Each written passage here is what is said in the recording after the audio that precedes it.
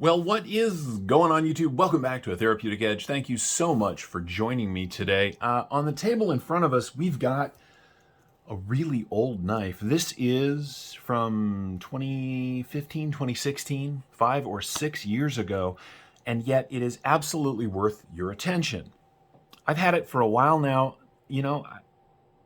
Sometimes stuff lands and I get busy, but this deserves your attention because recently, there's been an influx of sort of more expensive budget-friendly knives. 40, 50, $60 is not unusual, and you're getting kind of less for your money.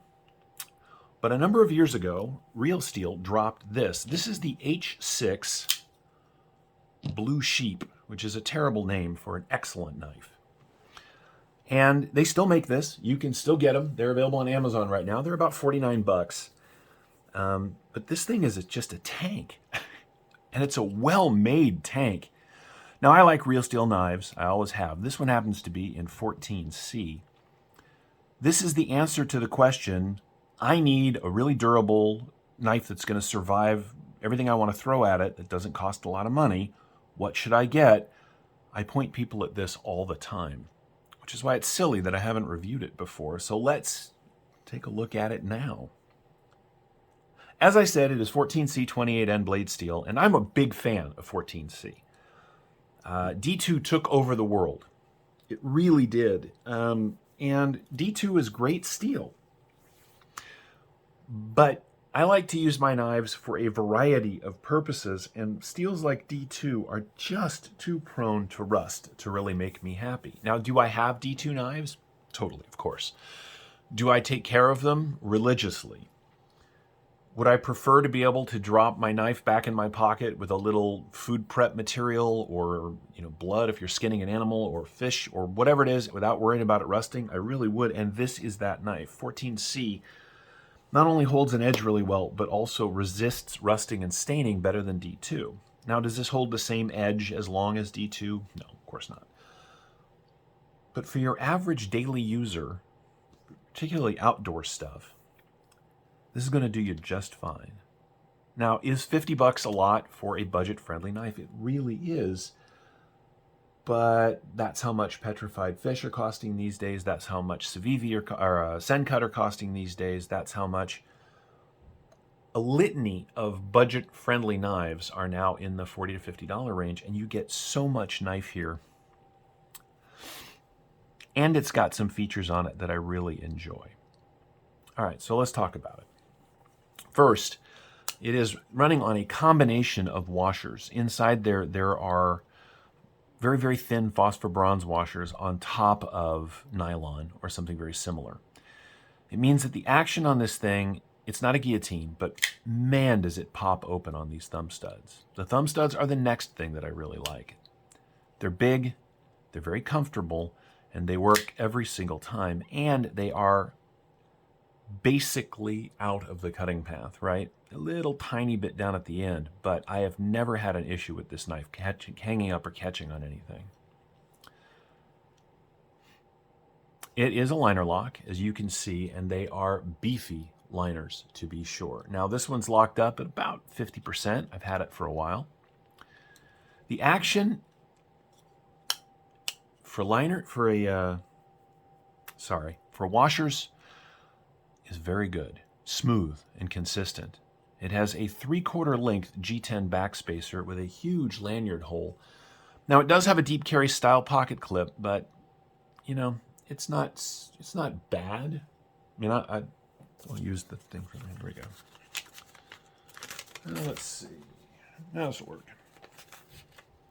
So the stamped steel clip, you get about that much knife sticking out the bottom, which is not bad for a knife this size. The stamped steel clip is really good. It's got plenty of ramp, plenty of spring. It's tall enough for heavy pants, although, which is the issue often, at this end up here, as you can see, right? It's got non-flush mounted screws, which eat up a fair amount of the tail of the clip. So if you're wearing really thick jeans, it's going to hang up a little bit lower than that, but still, it does a good job. I love the body screws and the pivot. On this side, nice and flat, right? But they're milled, so they have a little bit of style.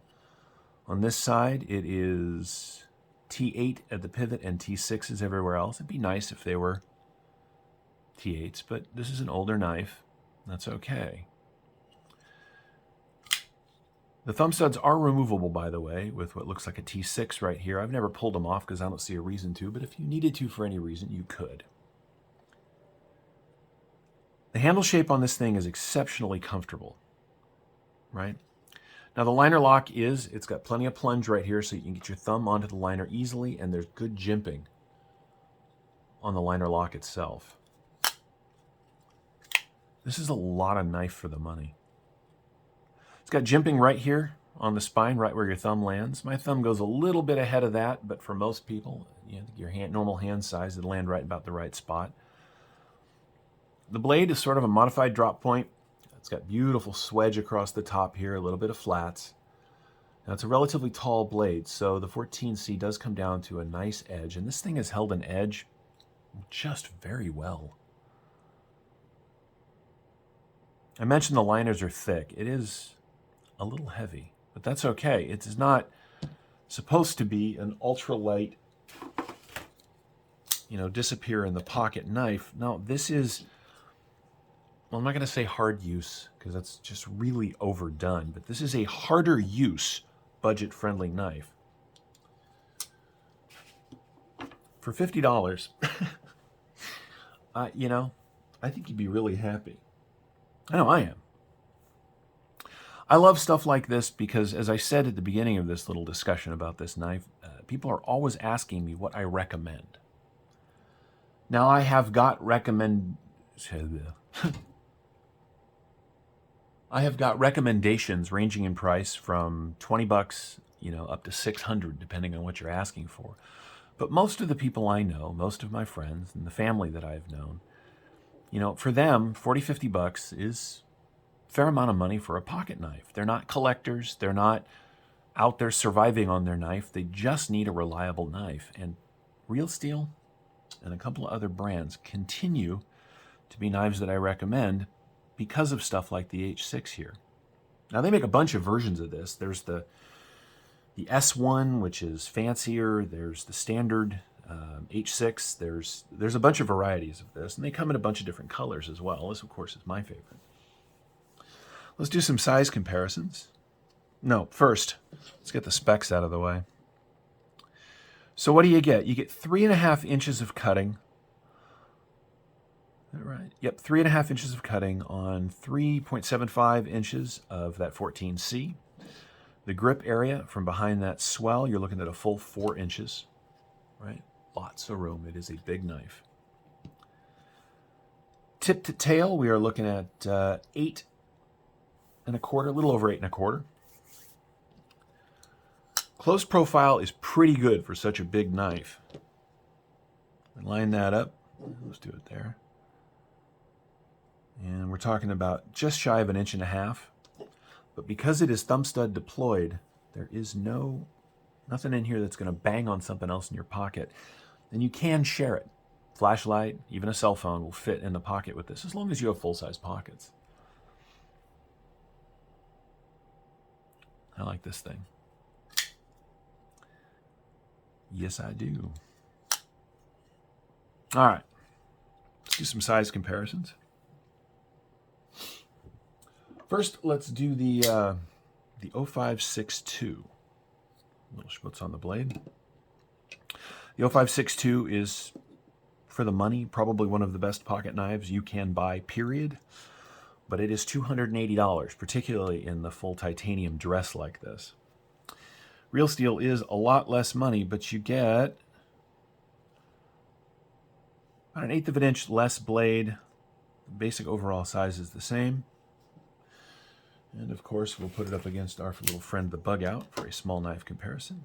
As you can see, the H6 is a full-size knife. What else is on the table that's fun and interesting? Here it is against the Gen 2 of the Deca.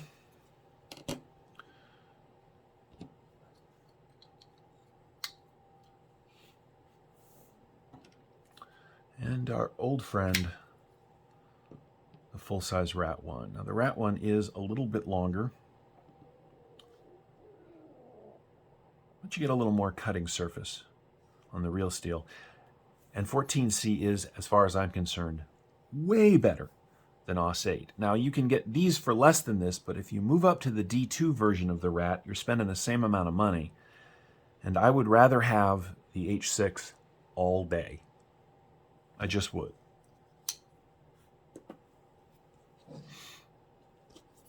It doesn't hurt to my eye, and I admit this is entirely my own preference. This is a cool looking knife. The comfort is spectacular. It really is. Closed length on this guy, we're coming in at 4 3/4 inches.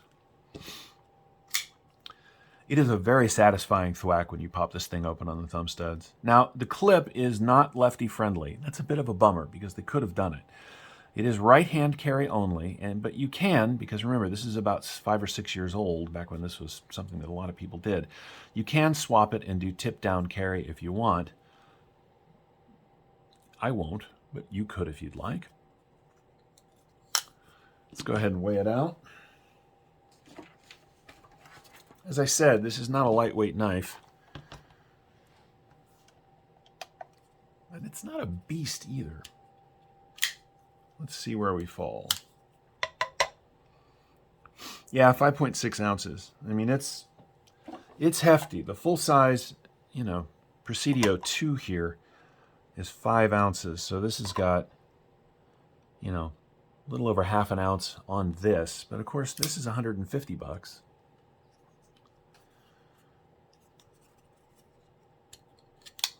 And this is 50. And you get really an identical blade length, very similar cutting profiles. You get a little less handle on the H6, and of course this is S30V. Supposed to hold an edge a lot better than the 14C 28N, but your experience may vary. I've had very good luck with both of these. But for $100 less, this is the clear winner. I've recently seen people complaining about liner locks. They don't hold up, they're fragile. I have never had that problem. In short, the Real Steel H6 is at this point a classic knife that is absolutely worth your attention. Before we go, let's see how thick. It's got a reasonably nice, it's got a very nice chunk of that 14C. What are you doing? I need new calipers. I just do. 140 thousandths or 3.5 millimeters. Yep. Nice slice of 14C. Well ground. Nice edge. Good fit and finish. Well designed knife for $49 on Amazon. I will put the link in the description. I don't get anything from Amazon. I just want to make sure you guys can get good knives. And this is one that shouldn't be forgotten about. And that's where we're going to wrap it up. Thank you so much for watching. I've been a Therapeutic Edge. This has been the Real Steel H6 Blue Sheep, which is an unfortunate name for a spectacular knife. Thanks, guys. We'll see you next time.